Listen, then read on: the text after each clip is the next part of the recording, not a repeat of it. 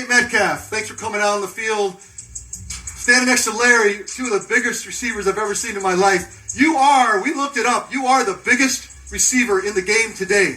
What is the advantage for being the biggest receiver? Well, I think the advantage is knowing that I'm big and playing like it. Because I know a lot of big receivers, have trouble trying to play big, sometimes. So my advantage is knowing that I'm big and playing big all the time.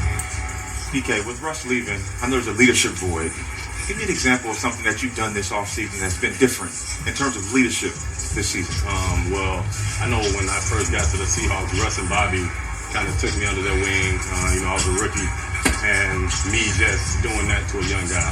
So I've been trying to, hang around and talk to Tariq Woolen, Kobe Bryant, Ken Walker, Charles Cross, just trying to, encourage them because it's their first time out here and first time in the league and playing their first game. So, just trying to keep their nerves calm and just telling them that they can do it. Just, keep their head down and just keep working. Yeah.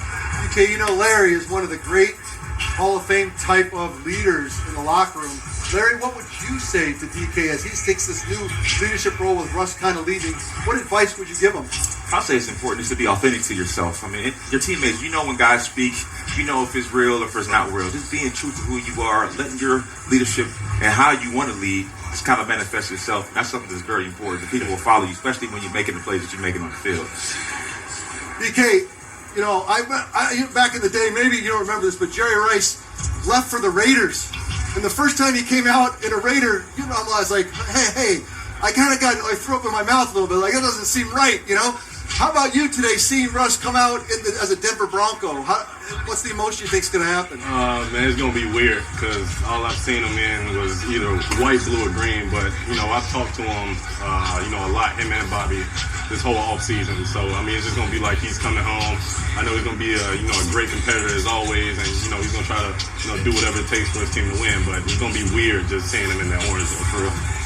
DK, Steve talked about your physicality. I love when you're in press coverage and you really are aggressive with your hands and physical at the line of scrimmage. If Patrick Surtain's lining up on you and he's a big physical guy and he's pressing you, give me something that you would use, footwork or power release, rip, pull through. Like give me a release. You don't have to show all your tricks, but just give me a little example. No, my receivers coach, Coach Sanjay, taught me this when he first came to the Seahawks.